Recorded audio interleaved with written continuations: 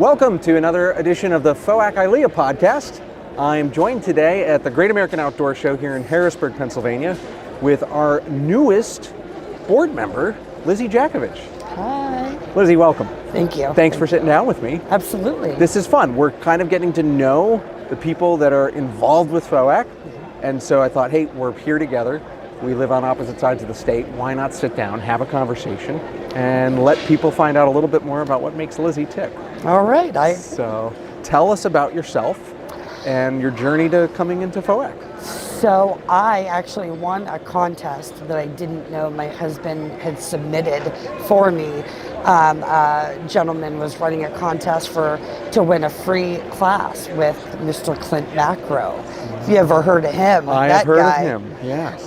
So I won a contest. So I met him and I went out and I took a course with him. And it was awesome, very knowledgeable. I learned a lot that day. And then a couple months after that, I got an email from him that said, hey, I have this gun bash. Would you consider volunteering? So I talked with him and Dr. Chip Gallo, and we figured out the best place for me would be at the Beer Wagon, because that's my background. Okay. And so I started in 2019 or 2020 or 2020 on the Beer Wagon. And I did that for a few years. And I guess I did a great job because now they've named me the chair of the bash. So I kind of oversee all of it. So tell us, when is the gun bash? So our spring gun bash, we have 2 a year, spring and fall. Our spring gun bash is our next one. It is Saturday, March 22nd. Fantastic. At the Washington County Fairgrounds. Okay, and people can find all that info on our website. On our website, FOAC-ILLEA.org, or for short purposes, we are now 2A, like Second Amendment, PA.org. So 2APA.org. 2APA.org. Awesome. And they can purchase tickets to the gun bash online? Yes. Fantastic. They're online right now. You can sign up for a membership if you're not a member yet. Okay. And there's all the levels, 1 year, 3 year. We love our life members. Give your time to the cause. So. Awesome. So we're giving away some pretty cool guns. Oh, yes. There are 21 guns on the main ticket. Fantastic. And if you are current or former law enforcement or military, we have free raffles for that you can get in on. Right. And then we've got a variety of side raffles. There's $5 pick of the gun tables, $10, things like that. We do walk around specials for $20 a ticket. Those are fun. The wall of guns. And then we do a mystery gun, which is always a high value gun. You never know what's inside. Okay. And then we do a mystery gun safe, which is a large firearm safe. And there's 3 firearms in that safe. You get the whole thing if you win. Okay. So it's a great time. And nobody knows what the 3 guns are? Nobody knows what they are. We don't even know until we open it. That's exciting. Yeah. Very cool. This is going to be my first bash. I'm planning on coming out. Okay. Again, living 5 hours away. It's a little tedious, but I said, you know what? It's your first bash. Your excitement has caught me. And so I am coming out, and I cannot wait to see what we do with this. I'm very excited. Good. Well, I'm excited for you. It's a great time. It's wonderful. Like you're in a room full of typically around 1,000 attendees is what we have. Just a room full of patriots, and it's a great time for fellowship and meeting folks that are like-minded and just spending the day together. It's really nice. Tremendous. I can't wait. It's going to be very exciting. Yes. So tell us, how did you become so passionate about the Second Amendment? When I was younger and I realized that so much of what I knew growing up as a really small child was going away in our world. And there was a need to start worrying that your Second Amendment rights might actually be taken from you. And I think when that clicked in my head, I thought, well, wait a minute, why would anybody want to take our guns away? That's for us to protect ourselves. So then I went down a rabbit hole at that point, and I started educating myself further. I started researching more, doing a lot more reading, and just seeing that threat. It just seems like every day it gets worse and worse, that there's more of a possibility that our rights could get taken from us. And that made me very passionate because as Reagan says, it's not passed in the bloodstream. We're one generation away from losing freedom. So that's something that we need to do now to preserve our way of life for our children and for the next generation and so forth. So I do what I do for myself, but mainly for my children, to have a future where they can responsibly and legally own firearms, carry those firearms to protect themselves and their children and their family. Yeah. Now you have 3 kids. I do. Any interest right now? I know they're still fairly young. Any interest in guns or shooty things? My daughter, she could recite the basic 4 rules of firearm safety when she was 4 years old. She has been reloading bullets with my dad and I since she was 5. So she can, I have a video I'll show you. She runs through there and shows you how to load bullets and the scale and all that. It's tremendous. So she's trained. We do dry fire training at home. We have all kinds of situational awareness, I would call it. We have little trainings in the house. So like if somebody's attacking me and I cannot defend myself and I'm home alone with my kids, we have a code word that if I yell 3 times loudly in succession, she knows I need to get my brothers, get a phone to call 911 and hide and keep them quiet, So it's just situational stuff to it because people don't think like that. And I grew up, my whole family, law enforcement, military, FBI. This stuff I've learned over the years. You watch a movie and this woman's being attacked and her kids, what do they do? You could call it paranoid. I call it aware. So I have a plan with her. Now my other children, my 8-year-old son has autism, so he doesn't understand things as clearly. And then my baby, he's 4. So he's not, at that age yet. So to have that plan in place with her, to be able to care for the kids, if something should happen to me and be able to call 911, I think it's important that we train our kids to do things like that. So let's go down this rabbit hole for a minute because I think it'll be interesting to our viewers. Home defense. Mm-hmm. You're a family of 5. Mm-hmm. You've talked about this. Mm-hmm. You've planned. Mm-hmm. What advice would you give to parents who say, ooh, we like that idea. We think our kids are mature enough or responsible enough to incorporate into this, or we want to at least distill a basic plan down to them. What advice would you give to parents who want to start having that conversation with their kids? So I would definitely gauge where your child is at mentally, responsibly, and just be very real with them. I've run into this a lot where parents, they think, oh, because we're talking to a child, they can't understand this, we think, or they won't understand what I mean by that. Then tell them what you mean. I am very open and very honest with my daughter, and all my kids, but she's the one that gets it at this age. But I told her it's more than just telling your kid, hey, if something bad happens in this big generality, call 911. Well, one thing I learned from various firearms courses, if you're on the shooting range taking a professional course and somebody gets shot, and you just call the police and you say, oh, hey, we're out here at Logan's Ferry and we're shooting and this guy just got shot. They don't know what you're talking about. Is there an active shooter situation? And thank God that does not happen often. Right. Is there an very active rarely shooter? in training, Why did this happen? But when you have someone like Clint giving you that verbiage, hi, this is our location and we have had a training incident with a firearm, or we've had a person was shot due to a training incident. You're letting them know there's not an active threat. You don't need to come full SWAT, but that this happened. You want to be able to give those details. So what I hear you saying is even teaching your children how to contextually give that information Correct. to a 911 dispatcher. Correct. Is Did very mommy important. fall on the floor and she can't breathe because we were eating pancakes? Versus we had a home invasion. Versus a man broke down the door. So when I talk to my daughter about things, I say if somebody knocks on the door, we're going to hear that. They ring the doorbell, we hear that. Who could it be? So what I try to tell my daughter is the person on the other side of that door is not always a mailman delivering an Amazon package. Sometimes the man or woman on the other side of that door could have not only a firearm, but they could have a knife or some type of weapon. So if mom opens the door and this person attacks her, if you just tell them, if you see something bad, call 911. They're just going to get a phone and call 911, and there's a person here. It's all over the map. Yeah. But if you see somebody come in and they attack mommy, get your brothers, go to this location, call 911. Say it's me and I have my 2 little brothers. There's 3 of us here. My mom is here, my dad is not. Somebody just came through the door and attacked my mommy. then they know, they can articulate. Can you articulate? They can articulate to the officers like, hey, we have a home invasion. So parent comes back to you and says, okay, Lizzie, that all sounds great, but how do I do this without scaring my kids?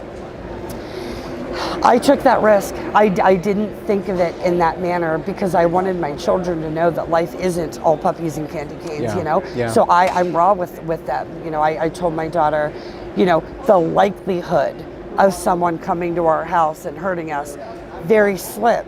But you got to look at that broad range. The possibility. Is it a possibility that this could happen? Right. Yes. The probability. Maybe not. And then the plausibility. You kind of expand out. Sure. I learned that from them as well. So I would say, you don't have to really scare your kid, but tell them the truth. There Don't could go be into all someone the on gory that door details. that wants to kill you. They, and don't get into the details of how. Yeah. But it's important that young women know that sexual assault is a thing. Yeah. So without going into the specifics, you want them to know this is very serious, and if this happened, my daughter, that code phrase that we have, she will never say that word any other time of her life. It's not something that we could accidentally say, like, go get the laundry or go get the code word. Right. So it's something very specific that she knows. Right. If she's in danger and somebody gets her and I'm in a different room, to say it, and vice versa. So, it's fascinating to think about because societally we accept all kinds of other situations that we explain to our kids. For instance, we talk about fire drills in school, and we talk about sex ed as they get older in public schools, and we talk about all kinds of things where there might be risk to them that they should consider. But people kind of get anxious around the topic of violence or assault and distilling that down. So I think you've provided some helpful things for people to think about as they try to have these conversations and navigate them with their children. And I know it's something that every parent wants to protect their child from. Right. None of us ever want to see them hurt. It might be our worst fear. Very good. So what would you say to someone who wants to begin their journey in Second Amendment activism? Join a group, first of all. There's Any group in powers in particular? numbers. Well, I could think of one. Maybe if you're a Pennsylvania resident, we have an option for you. We do, and that's, honest to goodness, it's our group, Firearm Owners Against Crime. And don't leave off the Institute, we kind of shortened it down there, but the Institute for Legal, Legislative, and Educational Action. It's important that people know we're not just a group of people that are just guns. I mean, it's the very foundation of our rights. Yeah. We attend borough meetings at local municipalities. We are in the entire Commonwealth, and I think a lot of people don't realize that either. And the minute we get word of municipalities and small boroughs infringing upon our Second Amendment rights, we jump on it. Because we want them to know that you can't overreach. Nobody is above the law, right? Yeah. That's how it should be. Yeah. And that's what we strive to be. So I would just say, join a great group and educate. It's so important to understand. And the great thing about our group is that you can go to our website and we've done the work for you. Sure. So you can track, we've got 17 bills right now that you can watch. You can set up alerts on our website through your email so that, and I have a lot, so that when something happens when a bill, you learn about it first. Once it happens, we have that information readily available. So you would say educate yourself. Educate. That's Get to the know the biggest issue thing. first. Yes. Join an organization that can help you with that. Yes. Take advantage of online resources. Correct. Anything else that you would give? Those are big ones. Those are good ones. They are. Just, be passionate about what you're saying, what you're doing. Educate yourself, be knowledgeable. They say don't bring a knife to a gunfight. Don't bring what you read on the internet or you heard from somebody to what you're planning to save your family with. You know what I mean? If that makes sense. I don't know how I'm trying to word it. Yeah, in other words, vet the information that you read on the internet. Right. Make sure and it's quality understand. information. Yes, sir. Anyone can post something. Yes, and then work on that. Be passionate about that and give your time. I mean, that's with this organization. We're all 100% volunteer. We don't get a paycheck. Every penny that we earn from our bashes and our events it goes to this fight because we have to. Yeah. If we don't do it, everybody always thinks, well, somebody else is going to take care of it. We are that somebody else. Yeah. So the only way we're ever going to be, continue to be as effective as we are is if we grow our organization. Yeah. So we want everyone to join. Sure. And so that we can all fight this fight together. Awesome. So you talked about our website. What are some other websites like that you personally use to keep yourself educated or to check in on Second Amendment news that's going on? So my go-to tool is with the United States Concealed Carry Association. Oh, interesting. Okay. They are serviced by Delta Defense. And USCCA, they're just great. I should probably work for them as much as I recommend them. I have their leggings on today, which are great concealed carry They have leggings, great merch. by the way, for They have women. great They merch. have great merch. I think my hoodie's behind you. There you go. Somewhere.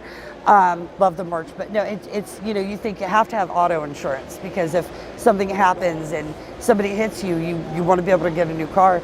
It's the same with USCCA. Like the insurance is great. You know what I mean? Because I know right now if I have to pull my gun to protect myself, I don't have $5,000 for bail.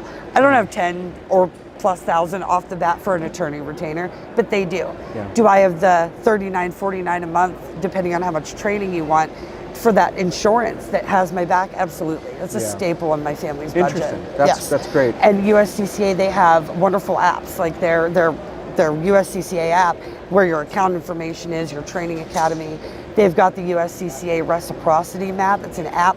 So if you're traveling, you can see where you can take your gun as long as you have your concealed carry permit in the state of PA. It's a great resource. It's a great resource. People could easily go out of state, going Right. on vacation, going on a day trip. Oh, I bring my gun with me, I put my gun on every day, Right. and then all of a sudden they're running afoul of the legal system without even realizing it. So that reciprocity tool Yes. is a great Yep. feature. So their education is wonderful. Oh, it truly is. Any other websites or any other books or resources that you could think of, say, hey, you got to check this out? I would say, so obviously Clint, his whole thing with the Trigger Pressers Union, and him and Matt Mallory run Meet the Pressers. That's a good podcast. Very good podcast. So they are a trove of knowledge. Yeah. I have the personal ability to be able to text Mr. Clint Macro if I have questions, that's a VIP thing that everybody gets. That's helpful. So yeah, I just honestly, I try to stay away from media as much as I can because there can be a lot of, And yet here we this are. or that, right? Like that article I sent you that it said like 20 some trucks were vandalized when they were going to, Sure. but it was actually only like 8 trucks, but 20 some tires. You bring up something. Big. You bring up something important. What tips do you have for people to vet the information they see online? Because we're in a day and age now, I tell people all the time, it's getting harder and harder to find the truth in the sense of knowing what was reported and if it was accurate. Right. So what kind of tools do you use when you're checking out a website or reading a news story to kind of vet that information to see if it's true?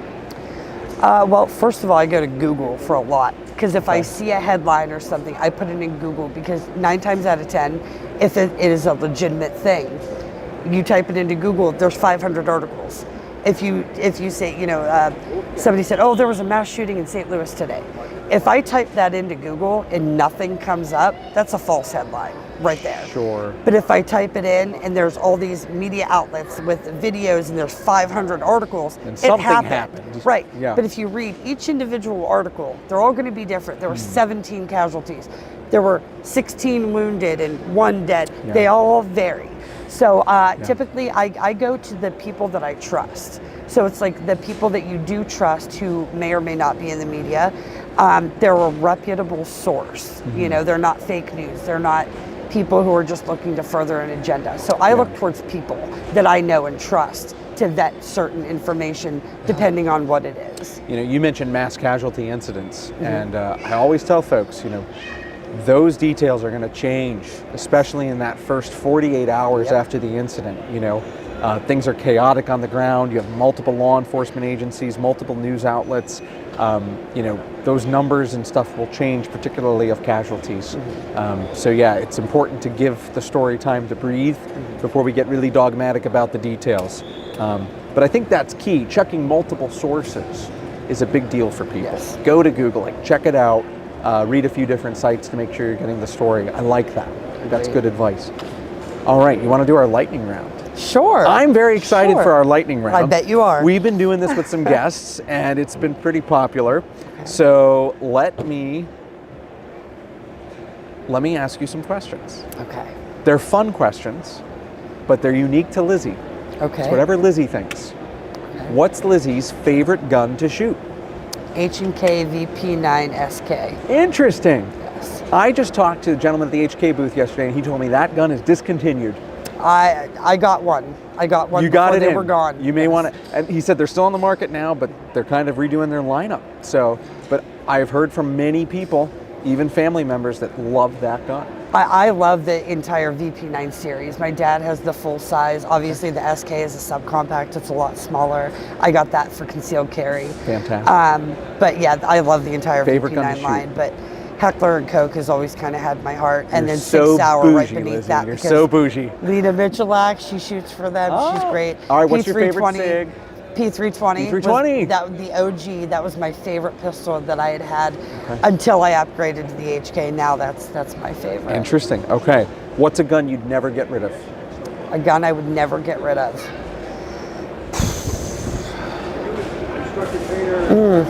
Like that I've had, Sure. or A if gun- I had one, I wouldn't get rid a of it. gun that you have now Okay. that you would never ever part with.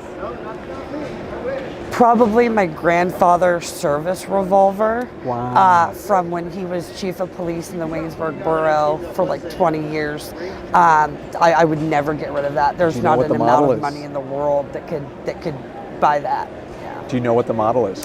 I believe it's a 38, but I'm not sure. Okay, Not probably quite a Smith sure. & Wesson issue of So, some yeah, kind. Smith & Wesson, yeah. But I Fantastic. believe it's a 38. What a cool family heirloom. Yes.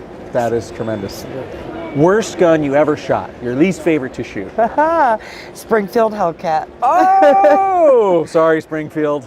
Yeah. Just what didn't you like about it? The grip. So for concealed carry and like leggings, just going to the grocery store, it's the greatest gun on the planet. It's Super so compact. tiny, 16 in one. You know, you have the extra power that you need. Great gun. But when you take a course with Clint, and you put about 300 rounds downrange and you have small hands, you go home with pain for a week.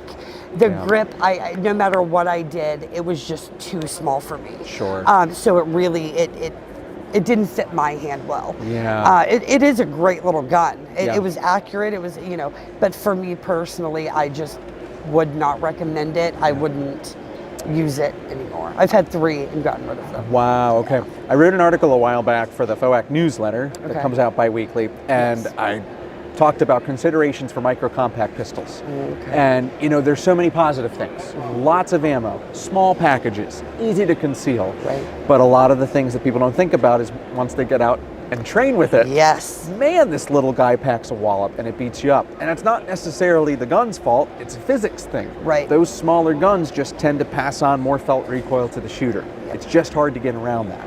So a lot of folks don't know, they run out and they get that small gun, they go try to shoot it and they have that experience. I and did it's it not 3 necessarily times. the gun's fault. I bought one, didn't like it after a lot of rounds, sold it. I won one. I was like, oh, okay, I miss having a tiny gun. I'll try it again. And then did it again. And I was like, no, I'm not going to shoot this. I'm not going to carry it. Because I do believe in practicing and in training Absolutely. so often with the firearm that you carry every day. So I do a lot of dry fire at home if I can't get to the range and whatnot. But that's why I don't like to change EDC, so much, because I have to keep up with that training. Yeah. But I trained with that Hellcat so much. You thought by the second time, but then that third time rolled around and I got an opportunity to buy it for like $250 less. So I was like, okay, it was a nice, because it's so nice to conceal. Yeah. But then again, I started shooting it again. I can't do this. So finally, done with that. And this is inherent to that size of gun across manufacturers, Right, right? and I mean the grip, like that specific grip, I feel is just really rough, and they don't. I couldn't find any good silicone grips to fit over top of it, like you can with the Smith & Wesson, like the M&P 9s and the Shields. They have that universal silicone you can put around them, and it's so nice for a grip. But I couldn't find anything to fit that Hellcat, so that didn't work out for me. Interesting. All right. So, best class you've ever taken? Best class I've ever taken. Best firearms class you've ever taken? Honest to goodness, there's 2. So there's Okay. intro to shooting. When my Interesting. very first class was the best because it made me so much more comfortable. I was a person where I wasn't afraid of the gun, but I wasn't, I'd pick it up and I'd pull back the slide to make sure it's clear. One and of these, like, now, keep it away from me over here. right, and it was just, but it made me, at the end of that class, I was comfortable picking it up. I was a little quicker, but it gave me my passion for firearms. So that's why it's my favorite. And then I'd say, down the road after all these years of education, I would say USCCA's, their home defense / level 1 defense class. So it was half in the classroom and half on the range. And I loved that because in the classroom setting, I got to further my education and knowledge, which I'm so passionate about. And then at the end, I got to pew, which I love to do. You get to apply the skill that you learned in the classroom. And that class specifically, it taught about moving while you're shooting. We were bouncing around, sliding from side to side in scenario-based training. It was very hands-on. And I got to show myself what I've learned. And that's, now I pull my firearm, I can clear it, reload a magazine in 2 seconds and get back on target. It's nice to see where I came from and where I'm at now, and to continue to further that education and training. That's wonderful. You bring up an important point that I think, we talk about the importance of training and how everyone should do it. And I know we both believe that. But I think one of the things that people don't realize is that the confidence that they have after the training is something that you can't explain to them until they learn it. Right. Once they go to that formal class and they put the time in, your confidence grows in ways that you just can't explain until you do it. And yeah, you're going to get the smarts and the education and understand the nomenclature and what the things are called on the gun. But what you really gain is confidence. Right. And you feel better equipped to defend yourself. And that's just such a huge benefit to formal training that I think maybe we don't talk about enough. I agree. You're going to leave a more confident person. I absolutely agree with you. I tell that to a lot of my girlfriends, is that they'll say, well, I'm scared to have it. If you're scared to touch a gun, you have no business touching a gun. Yeah. In the same sense, that should make you want to start the process of getting comfortable. Yeah, get the so education if you're that to eliminate afraid, the fear. Start with just book, a classroom-based education, and then from there get a cert pistol, a gun that is, or just get a, like USCCA, when you join on and get a membership, you get this cool little ammo can, and it has a gun inside. It's a yellow gun, and it has nothing to open, no trigger. It's just plastic, but it's a weight, and you start there. And you get comfortable having that in a holster on your person and walking around with it, feeling it.